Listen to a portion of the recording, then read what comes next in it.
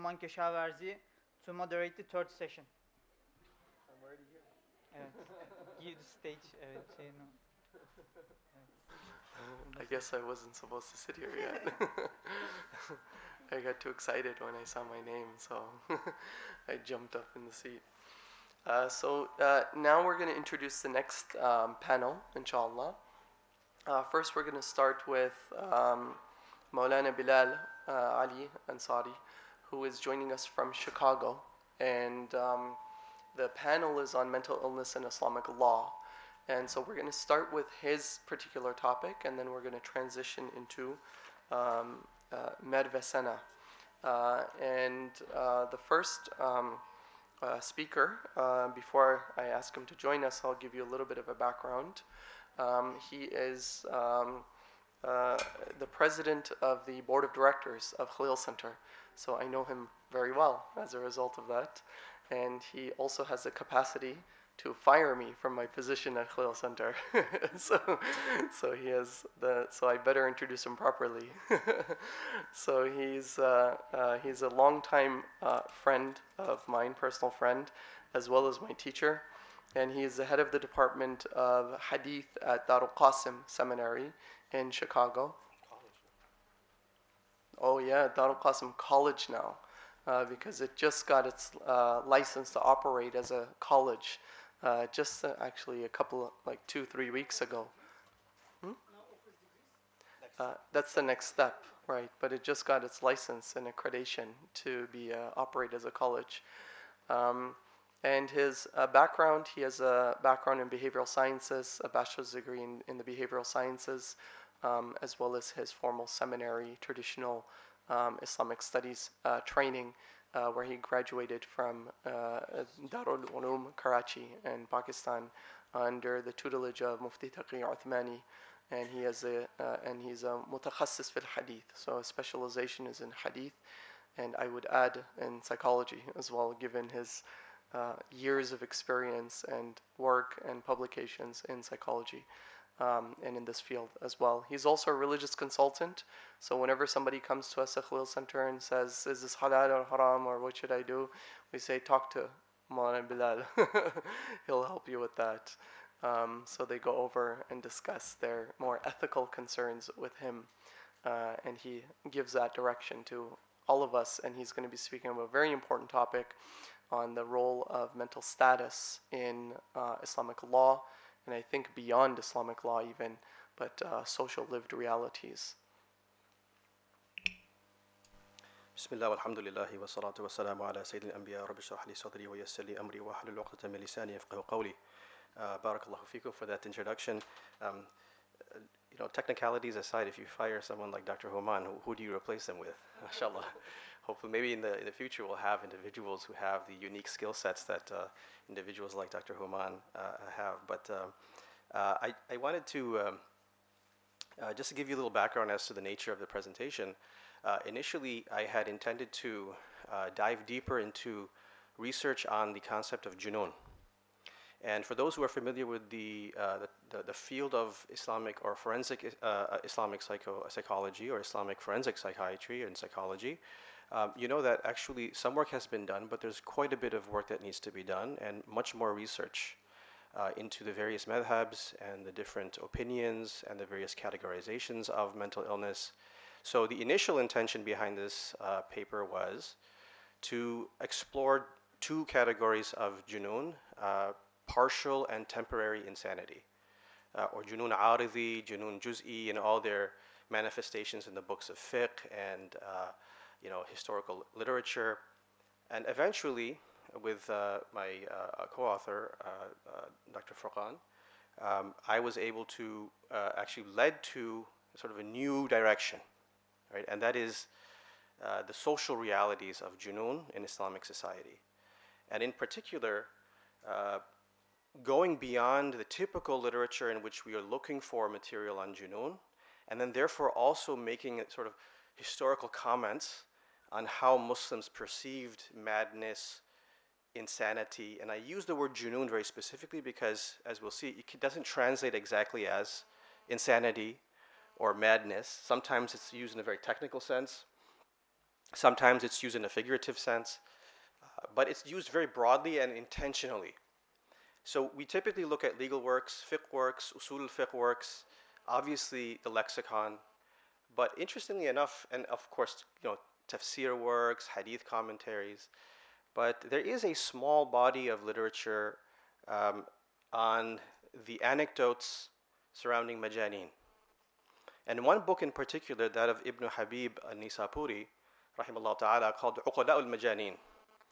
I was led to this book, and I thought, this is actually much more important, I think, before we delve deeper into the various categories of junoon, that how did the early Muslims look at junoon? How did the pre-Islamic Arabs also look at the concepts of junoon, both in a sort of a clinical sense, in a legal sense, on one hand, but also just as a social reality? How did they, interact with people who were known as majnoon?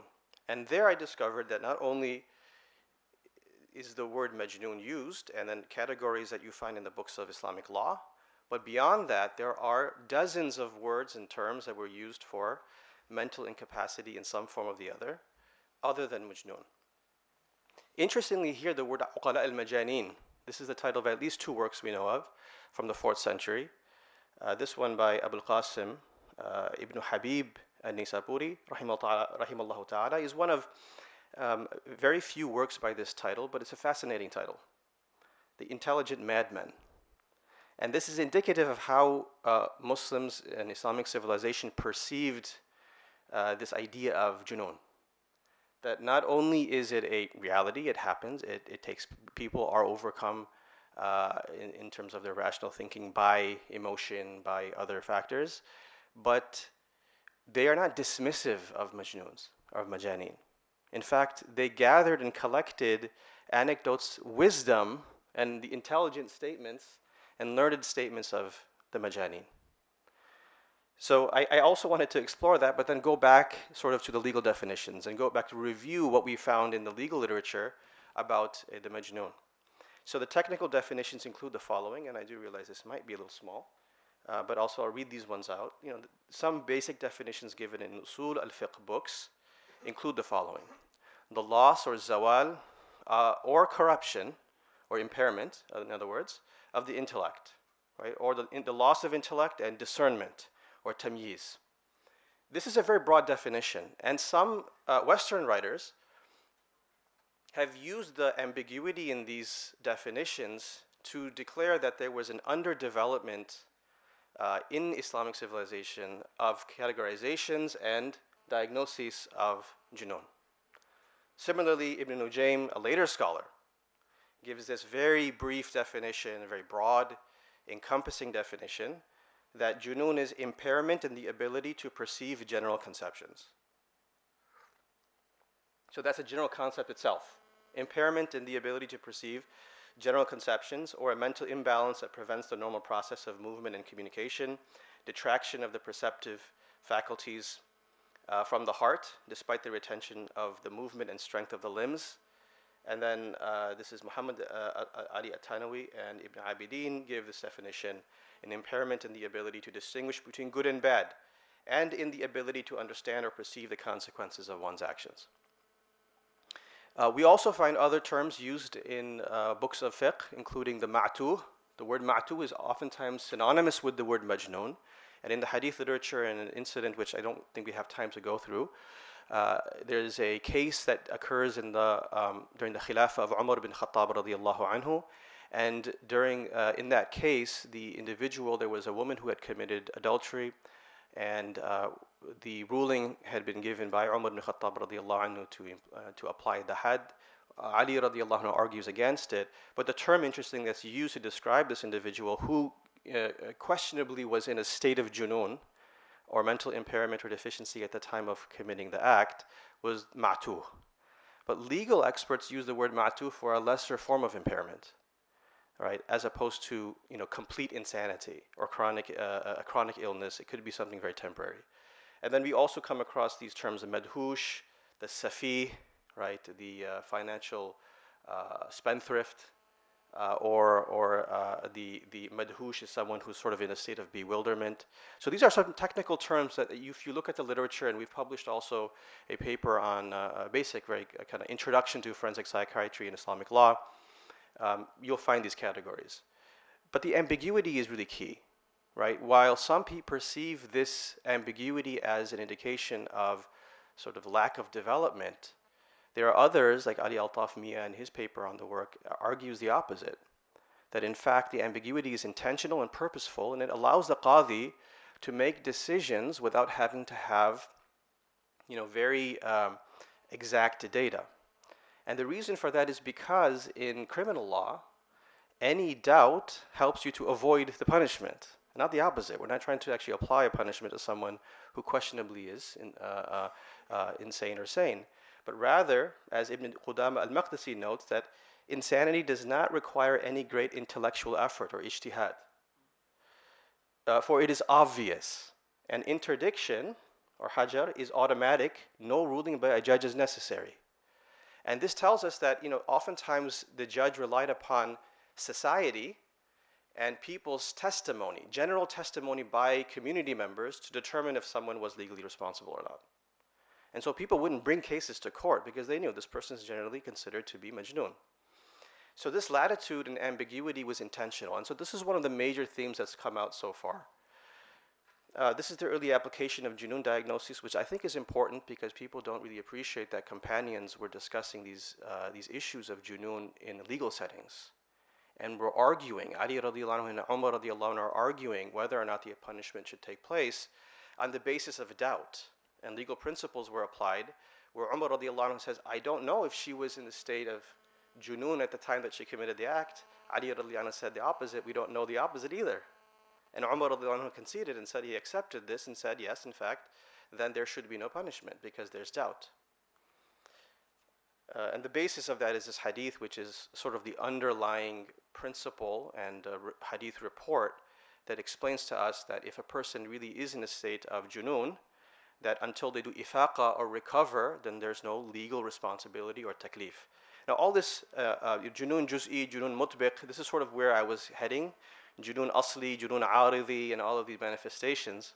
And so it was really about mental health and law. It was about forensic psychology. However, we took a turn when I came across Ibn Habib Anisapuri's work, and I started to look deeply into the linguistic definitions, and it was quite fascinating to find that number one, that Ibn Habib highlights the linguistic origin and definition of junoon as istitar. That it's simply about concealment or covering something up, drawing the curtains on the intellect. And that manifests with individuals who are clinically insane, as well as individuals who are just madly in love.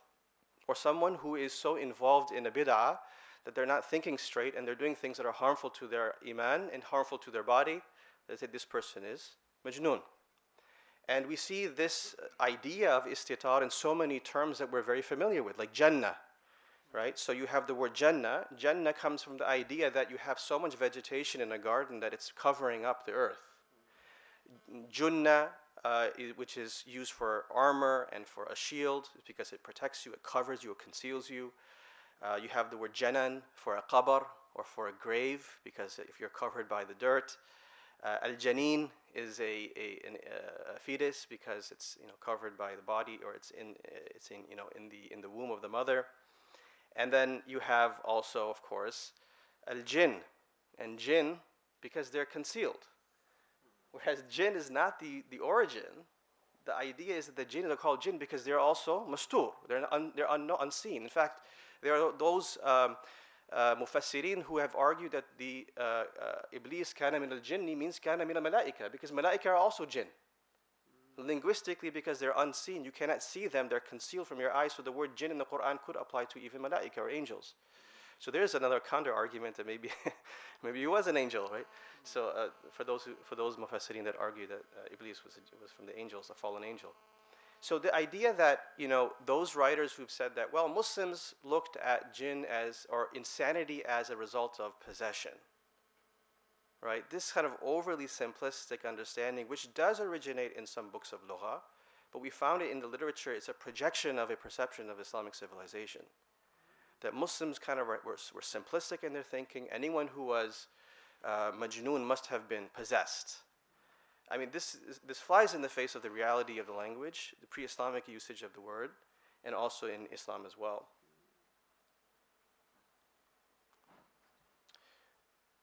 Oh, I think there's an error with the English. So, asma' al-junun are terms, right? Terms that were used first before getting into categories. The terms that were used for the majnoon include also, by the way, in just language, not in a legal sense, the word ma'tu. And the ma'tu huwa alladhi yuladu majnunan.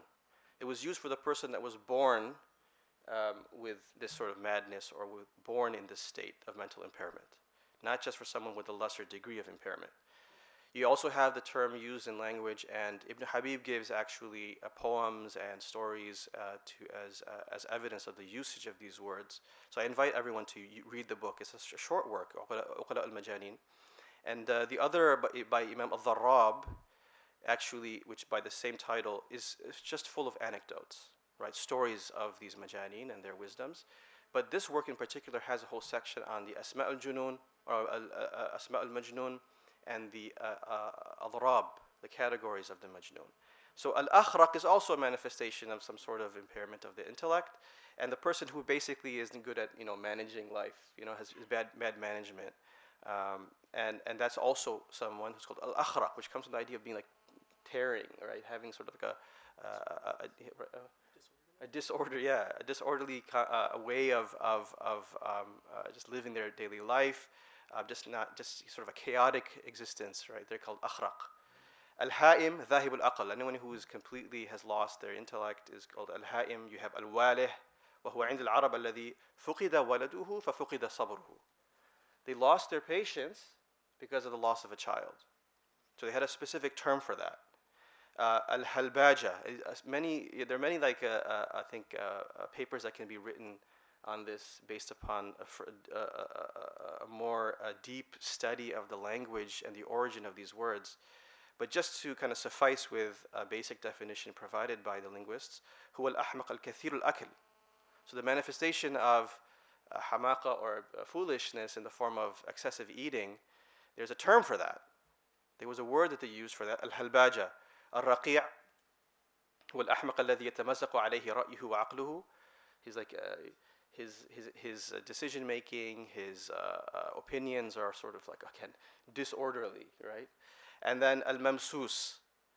And people think that majnun is mamsus. Mamsus is a specific term for that. A person that was affected by shaitan, the mas of shaitan, right? Or the mas of a jinn, which doesn't mean even possession, right? As some say, it could be something external. It's an influence or an effect of a satanic effect, right? And then you have other terms which are, I think it requires some further exploration. Al-anwak, al-buha, al-dhula, al-muta, al-fatat, al-izhat, al-awlaq. Keeps going.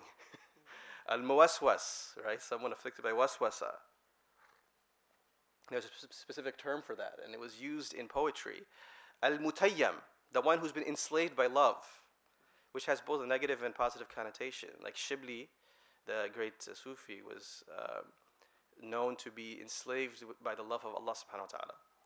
And he used to say to his students that you call me majnoon. You think of me as majnoon and antum al-asiha. You are sound of mind. If that's the case, then Allah give me more junoon and Allah gives you more health. Insanity, insanus in the Latin comes from the idea of not of sound mind, right? So sahih, the opposite of majnoon. So in that sense, it's the same. I think it's okay to use the term insanity as a linguistic translation. But then, of course, then you have like sort of the clinical insanity. So that's why I prefer just to use the word majnoon. And then you have, of course, al-ahmaq. And there's a whole also genre of literature on the humaqa and the different terms used for the ahmaq and the severity of the hamaqa and of the foolishness. And what that means and how it manifests is also itself a topic on its own. You have the habanqa, a very interesting word, habanqa, al-ahmaq al-mubaligh fi humuqihi, al-lukka, al-ahmaq al-la'im, he's blameworthy in what he does, he sort of does things that are reprehensible, al-jadhib, also just al-ahmaq, al-hajjaja, al-rajul, al-ahmaq al-kathir al-khata, they make many mistakes, right? So that's how their foolishness manifests. And then you have others as well. So you have rahdan, milgh, ju'bus, ma'lus, birsha, al-ahwaj, and al-a'fak. Then more.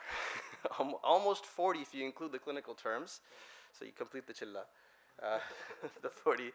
Al-mukhabbal, al-ma'iq, al-mudallah, al-ablah, al-mustahtar, al-muhawwis. So what I've been led to is sort of a tangential exploration of how vocabulary is indicative of a social reality. That when you know in a vocabulary that there are many terms for a particular item, right? Swords, horses, and lions, then what does that speak about in terms of the social reality and the normalization of these things, or the exposure of these things to people? Whereas the perception is generally that these Bedouin Arabs didn't know what Junoon was in any way, right? Then there's also a discussion on the dhurub al-majaneen. So you have, of course, the majnoon and the ma'tu, who we discussed earlier. You have the mamrur, huwa alladhi ahraqathu al-mirra, that their bile has sort of burned them. I don't know if this was an ulcer, as a result of which then people's behavior would be influenced by that internal pain.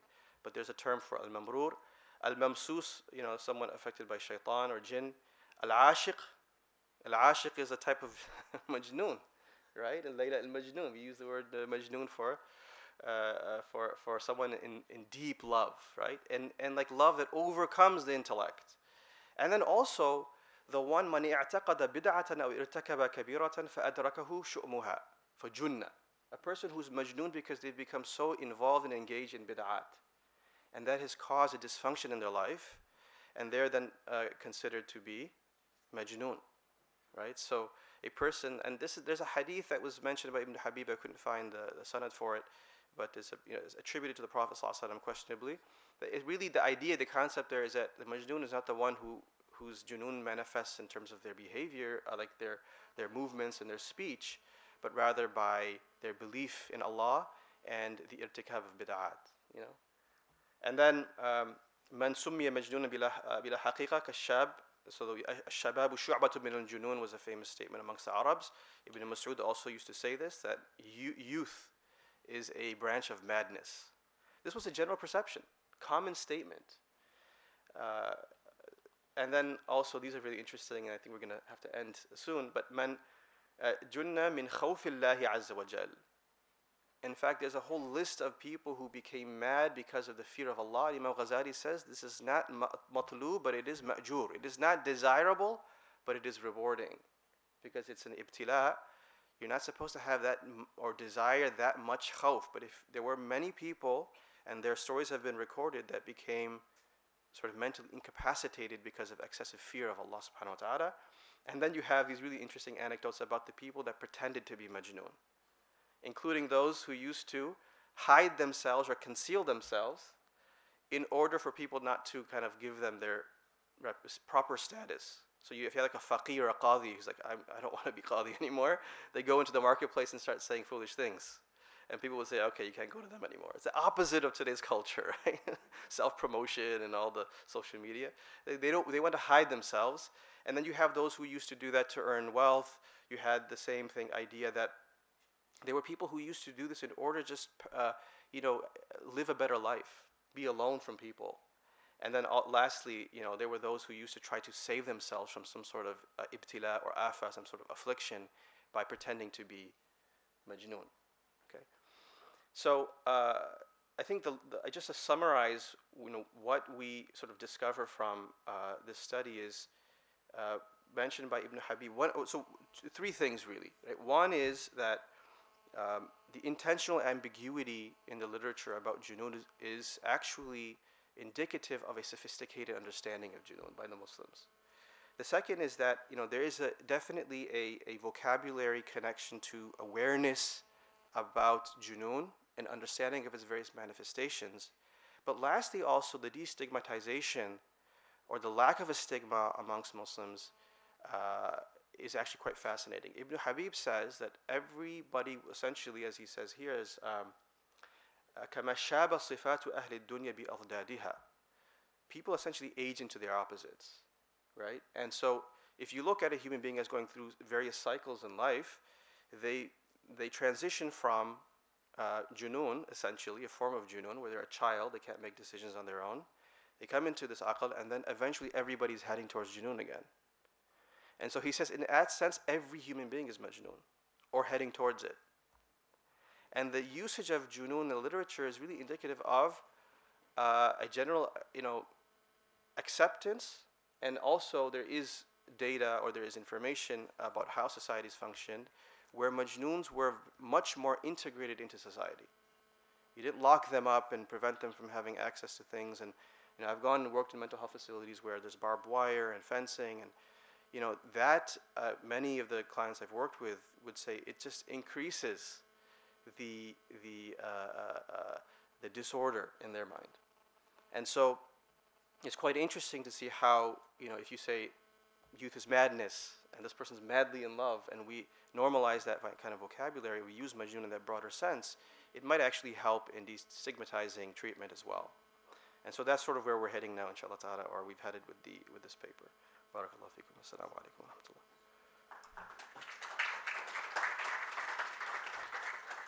Thank you, Jazakallah khair, Mawlana Bilal.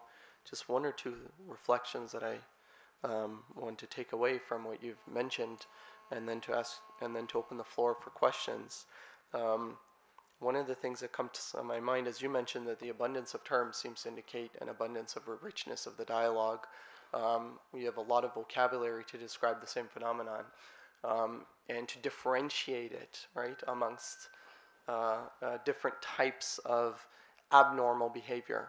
So abnormality seems to have been able to be categorized across different things. It's also, I think, important to distinguish between clinical and legal terms for those who are not familiar with that, meaning that insanity is a legal term. The goal and the broadness potentially of these of legality in Islamic law is to avoid the had, right? Oftentimes, and to create or allow for shubha and judgment to then remove hudud. But in clinical, and that's why you actually have very few categories in Islamic law. I don't know if you'd agree with that. There's only a few categories in Islamic law because really it needs to be very apparent, and we're looking for something that's very, very, very clearly defined. Whereas in clinical categories, you have so many because the goal is treatment, right? And so when we're dealing with treatment, we need to be able to qualify all the different names and manifestations and symptoms of abnormality, because we're going to use different mechanisms and treatment goals and approaches to be able to get to the same goal, to get to health. So this is, but what I'm taking away from this is that I think perhaps all of these 40 names for abnormal, junoon, or for the majnoon, would actually be very enriching to kind of explore against clinical categories today. Like, how do we qualify? What would be the clinical equivalent of, say, there is none for the ashiq, because in Western societies, everybody wants to be passionately in love, right? So there is no category for that. But any of these categories, right, that you've sort of laid out, I think would be very interesting to kind of explore how they align with what we think of as clinical disorders.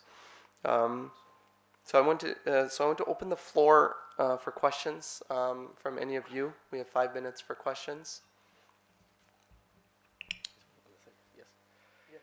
Salam. I was just wondering how much Salam alaikum. I'm wondering how much. Sorry. Yes. So the secular psychologists seem to be missing a tool, but I don't know how much value it is in that, and we can say as Islamic psychologists, oh, maybe this impulse is coming externally into you. So does that really make a difference for the cognitive reframing for the patient? And you asked a clinical question. I think maybe it's more, I think, directed towards you, right? I'm supposed to be moderating here. Because it's a clinical question. I think my exploration was more from it was supposed to be legal, and the legal applications of the categorizations, and then secondly, I wanted to look at the social reality. But in terms of clinical usage, right, whether it's external or internal, I think Dr. Human is much more suited as a clinical psychologist to address that question. So I think if we're separating off legal from clinical, in the clinical context, there's definitely utility for being able to say that something is external to the individual. And that is that, for example, we say, not all of your thoughts come from you, right? They're not because of you. And so how do we get the patient to understand or appreciate that? Well, it's very easy for us working with Muslims to be able to say, this is waswasa from shaitan, so you can allow it to kind of pass through your mind without being concerned that just because you had an evil thought, it means you're an evil person, right? It means that shaitan is trying to kind of influence you in an evil direction, so we don't pay any mind to that. So it'd be more clinical. In the legal context, I think what Mohamed Bilal is proving or providing is actually the opposite. That's actually really important, and that is that we don't want to just assume or throw out this notion that anybody who has mental illness is somehow like possessed or influenced by shaitan or sihr or something like that, but rather this sort of classification and richness and it being a cover of intellect seems to sort of be much more sort of a better way of looking at it in Muslim society, so that we don't kind of do what the Christians did and exorcise anybody who had mental illness and shackle them up in monasteries, but rather our tradition, and it actually is a better explanation of what's happened historically in Muslim societies, because Muslims have always had hospitals and in very public areas. I mean, you need go no further than Istanbul to see the Dar al-Shifas that are found in these kulliyat, right, in these complexes where mental illness is treated, and they don't simply just treat it like this is a jinn disorder or something like that, or it's some sort of external whisper. No, this is an illness that we need to treat. Yeah, from the legal perspective, whether it's external or internal, the qadi, and this is why the ambiguity is helpful, is not looking at those factors as much as the manifestation in terms of behavior. So they have to judge what is apparent, and if they're seeing that the behavior is what they judge. But what's helpful is that if there's any indication, even social, there's just generally a social perception of this person as mentally incapacitated, they can use that to sort of lift the punishment. And that's sort of why I think it's useful to be able to provide all these categories, because the qadi, as Ibn Qudama says, shouldn't have to do much ijtihad when deciding that there should be no judgment on the individual.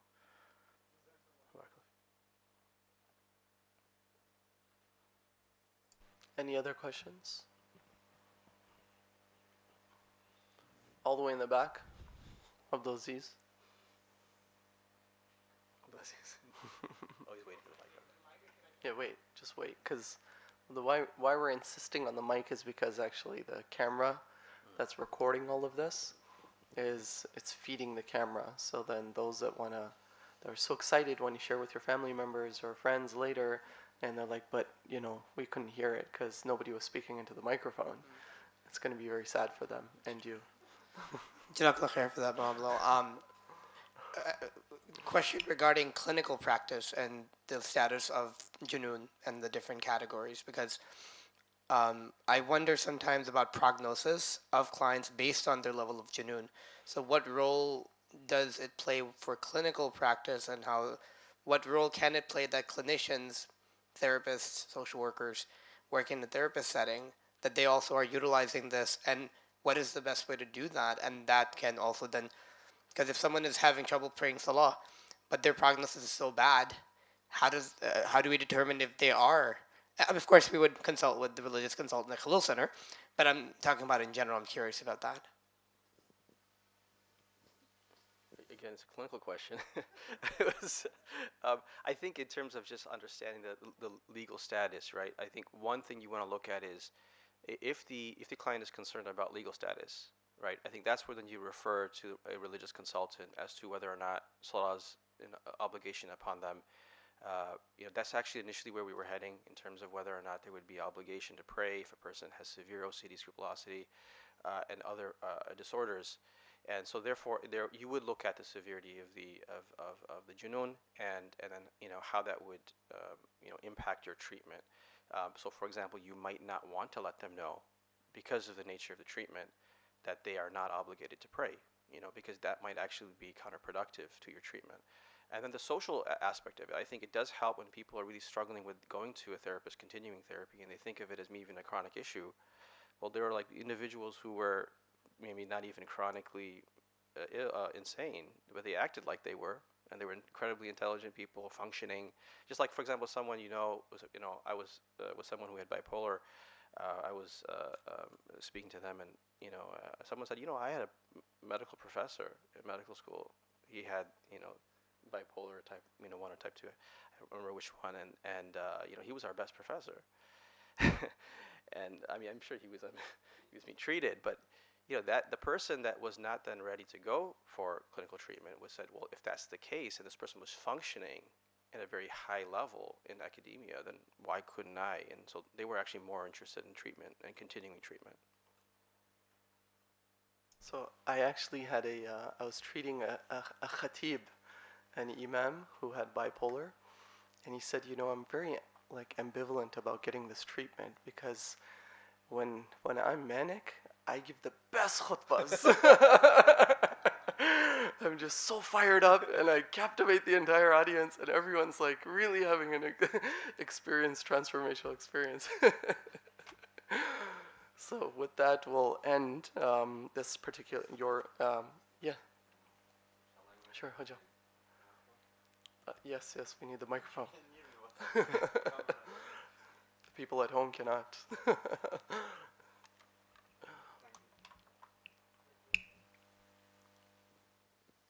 Okay, thank you, Maulana Bilal, for your presentation. I think these categories reflect the social status of mental illness, but at the same time, of course, we know there are some categories in the Islamic law, the terms used for Mejnun, as you mentioned, Ma'tu or Sefi or Mejnun, but the term that are used for the mental illness are limited in the legal manuals. But in the Qadi court, especially during the Ottoman Empire, the court documents, you can find most of these terms in the court documents because there is an employee in the court called Muzekki. So the role of Muzekki to investigate the status of the witness, but at the same time, if one party mention, or in one of the parties in the court claim that the other has some mental illness, then Muzekki goes back to the society and asks about the mental status of the person. And in the court, so it is kind of because the manuals reflect only a few terms, but court documents reflect the whole, mental illness in the society and these terms. Right. I mean, of course, I don't know if all are used, but yes. I've seen some of them that are used in the court, Qadi court documents or archives that were also published by yes. the Center for Islamic Studies in Turkey. So you can, go and through these, court documents and see what kind of, terms are used in the Qadi court. Excellent. Thank you. Thank you very much. Jazakallah khair. So now we'll invite up. You don't have to stay here. You don't have to. Yeah. Do we? Because we're actually going in turns. So what we're going to do is. Yeah. Thank you very much. Jazakallah khair. Maulana Bilal. So I was given new instruction that we're doing turns and we're doing questions in between. So you. Okay, you almost gave me the look of disapproval, I felt like, or I was maybe projecting my insecurities onto you. So we're gonna have our next panelist, Sister Merve Sana Hoja. So I'd like to invite her up to the podium. So she graduated from Marmara University, the Faculty of Theology. She completed her master's thesis entitled Debates on Fiqh of Muslim Minorities in the Contemporary Age. She's currently pursuing and continuing her PhD. And where are you doing your PhD? Marmara? Same university? Okay, same university. Doing her dissertation on the impact of mental health on competency and in Islamic law within the context of neuroscientific developments and legal capacity.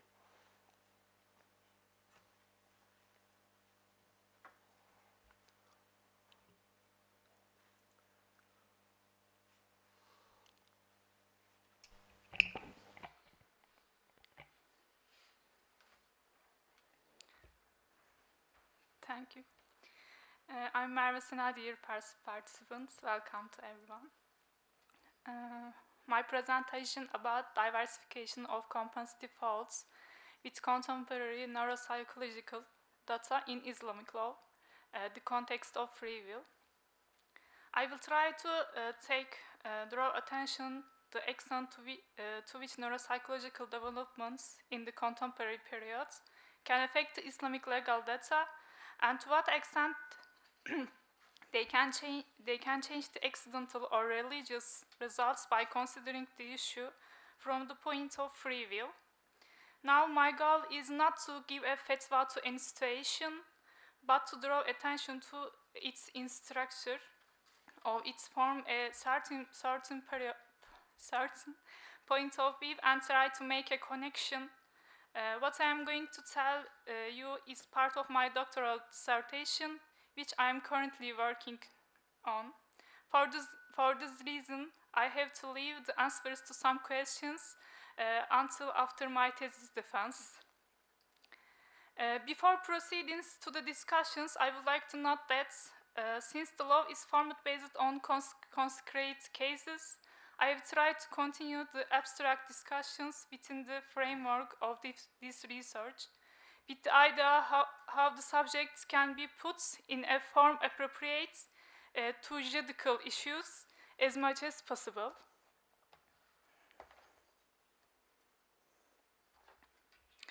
A competency that imposes legal responsibility on a person's actions may be restricted for various reasons that may occur from birth or later. This affects the consequences of legal acts from point of view of personal and criminal law, worldly and religious.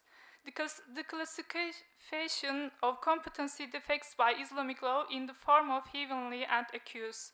When competency failures intersect with neuropsychology, mental illness, junun, dementia, ate, forgetting, nisyan, drunkenness, sekr, and imprudence, sefeh, come to the fore in classical sources.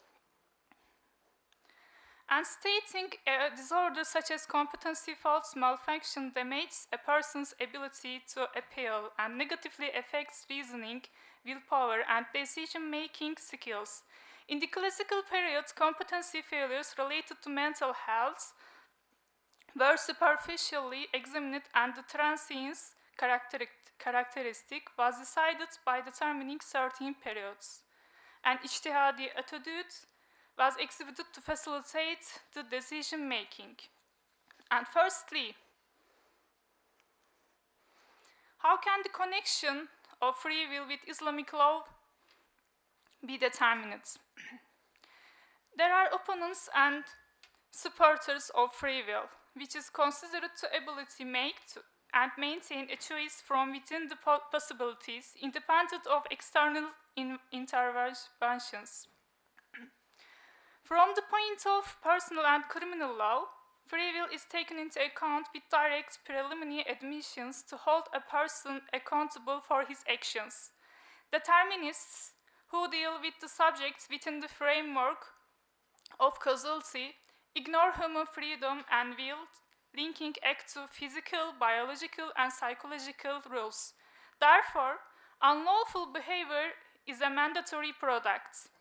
On the other hand, indeterminists laid the foundation of the legal system by saying the existence of freedom is in man. Free will occurs when we can control actions, execute them between possibilities decently in terms of psychology, although there is no consensus. In terms of psychology, there is no consensus. For instance, Freud's idea that behavior can be partially influenced by the subconscious, while Skinner's idea that external factors restrict free will stands out. Again, we can see trace of free will in Desirein's theories of self-determination and Maslow's theories of self-realization. According to social psychologist Roy Buckminster, instead of questioning free will, being able to do our behaviors as if we free is important in terms of self-efficiency and self-control. Science Islamic law also forms its philosophy with the preconceptions of free will. I think it considers with this view internal processes such as self-control, rational choice, planned behavior, and taking initiative, which psychology deals with, are also the formation process of acts that are subject to the law. Secondly, in terms of neuroscience data, can free will be explained with neurons? The occurrence of different fluctuations in intentional or unintentional preference in subjects examined functional MRI accompanied by an example from neuroscience studies has been expressed by the role of different neural mechanisms. Again, in people prone to violence, there is a possibility that the volume of the amygdala of the brain has increased and signals are received accordingly, which also affects tantrums and behavior. Such studies support the existence of free will. On the other hand, the effect of a person's psychological, cognitive, environmental factors on the brain neuroplasticity on free will and the legal outcome can also be evaluated. The developments of modern physics as well as the social science has contributed to the idea of free will by expanding the universe of possibility. For example, Max Planck, who argued that energy comes out of matter in packets, laid the foundation of quantum theory, thereby explaining conscious process against determinism. Neuroscience also holds mechanical research that challenges free will. For example, Peter Thies states that free will is explained at the synaptic level, not in decision-making, but in restoring these neuronal connections for future-oriented ability. And Andrea Lavazza, another one, argues that free will determines cognitive abilities related to control mechanism. Well, let's also pay attention to how to base it. How can the discussions about consciousness, which an important part of philosophy of mind, affect Islamic law in terms of free will? Although consciousness is not included classical fiqh sources as a concept, it can be accepted as a criterion in the fiqh sense in terms of being related to concepts of reason appeal. Consciousness is a concept of philosophy law that is related to theories of rights, such as theory of will, such as theory of interests, or mixed theory. Now, I would like to Francis Crick, another researcher, that mental process has a material existence in the brain and that neurolytic networks are responsible for this mentality. The claim supports that conscious experience are explained by neuron behavior allows legal actions to be concretized from a neuroscientific point of view. The fact that the process of brain ensures the formation consciousness can make free will visible a little and provide its connection with the concept of rights.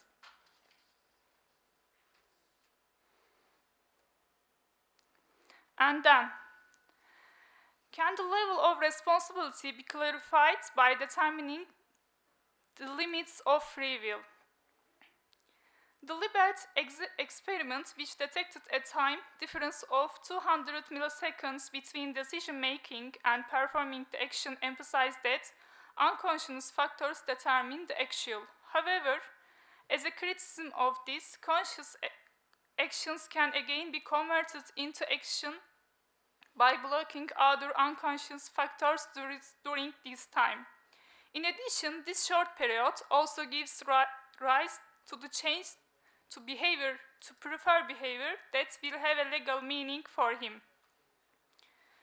And then, according to Mehmet Ödemiş, another researcher who studies free will from the perspective of neuroscience, there are some limiting factors to free will, such as neurobiology, environmental factors, culture, family, belief, and causality.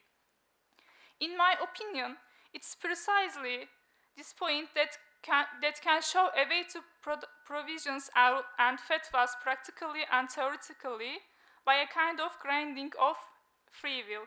Because Islamic legal philosophy, in a middle say, is based on holding a person responsibility for his savings already and a degree of willpower. A small will, which we can call free will, and having the right to choose in our actions. Against, the will constitutes the basis of imperfection in terms of the logic of punishment. The absence of volitional behavior will also directly affect the existence of defects. There is no perfect punishment. At this point, the psychological defect theory is ignored, taking into account the fault of perpetrator.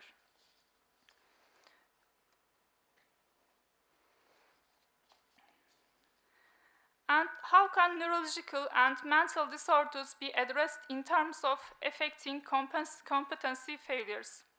In order to embody these disorders, it is necessary to create a mentality of justice and a fatwa based on the opinions of experts from the point of forensic and neuroscience.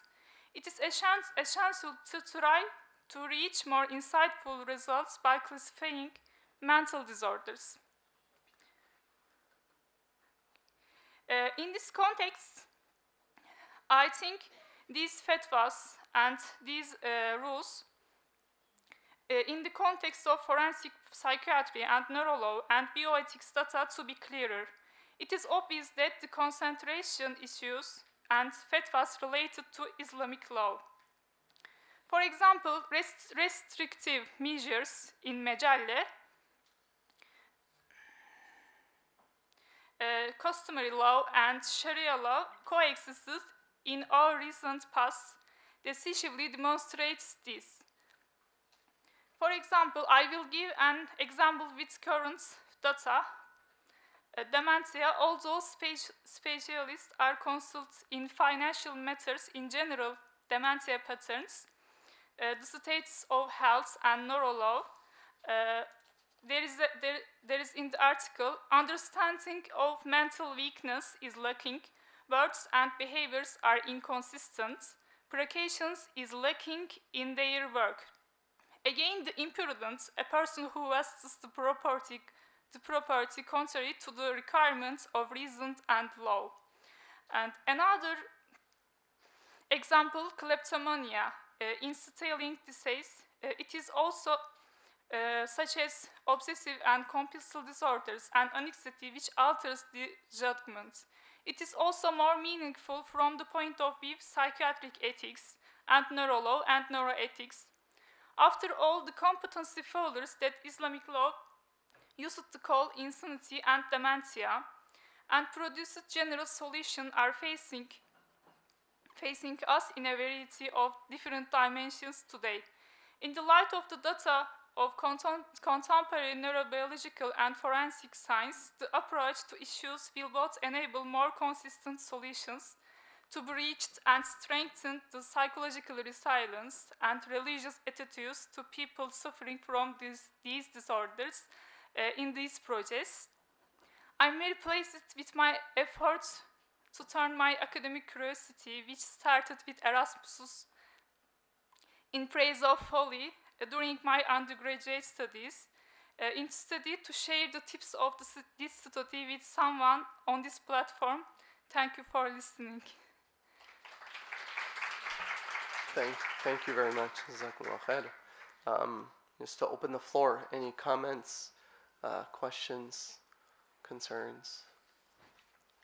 Yes, for the Taha. Microphone. We're giving you your exercise today. Assalamu alaikum.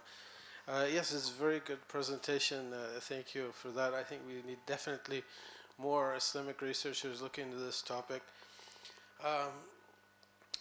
So I was wondering then, assuming then that our behavior comes out of our neuronal interactions, then why isn't just the feeling that we have control enough to be responsible? Thank you.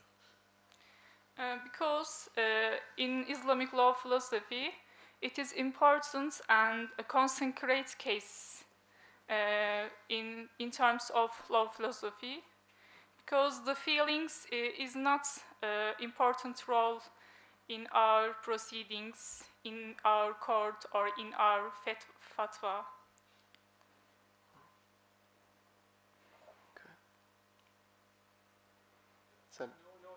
Okay. Any other thoughts or questions? Okay. So it was very clear, mashallah. So the one thing that I wanted to mention maybe to you on your first slide, and I don't know if I understood it properly, is that you were saying that there's no consensus in modern psychology between the different schools regarding insanity. Is that what you were trying to say? Not insanity, in free will, about our Free will. behavior.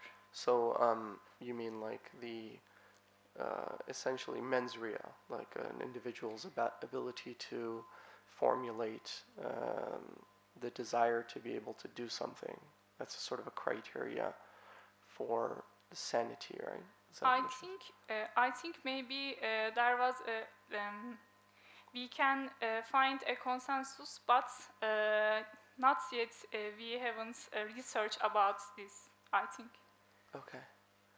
So the reason why I asked that is because I think the notion, the examples you gave up there with Maslow and other figures, that's with regard to their belief about human nature and then health and pathology.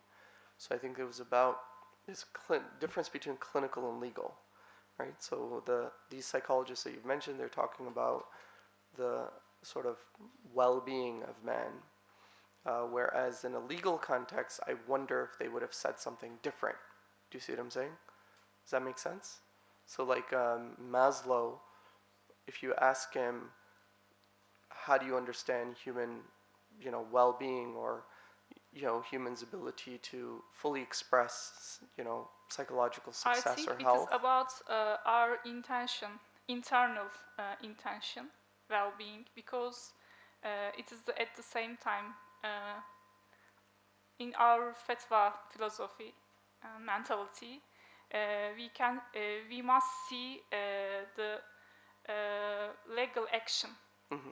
Because of that, we cannot see your internal. Right, exactly. So that's exactly what I'm trying to say, is that I think that there is a difference between clinical and legal. So you can't really compare the two. Does that make sense? Because in a legal context, we're determining whether you're liable for an action by very objective indicators, such as your behavior, reports from others, your ability to know right from wrong, differentiate concepts. But in a clinical setting, we're not so, it doesn't matter if an individual, when we say they're mentally ill, then we need to get more specific, and the goal is different. I don't know if that makes sense. The goal is towards health and rehabilitation, whereas in law, the goal is to just determine the status of an individual and then cast a judgment on that individual. Does that make sense? Do you understand what I'm trying to say? I think intersection with clinical and legal, forensic medicine and Right. neurolaw, Right. forensic Exactly. psychiatry. Firstly, clinical research, Yeah. after forensic, and then fatwa and our legal action.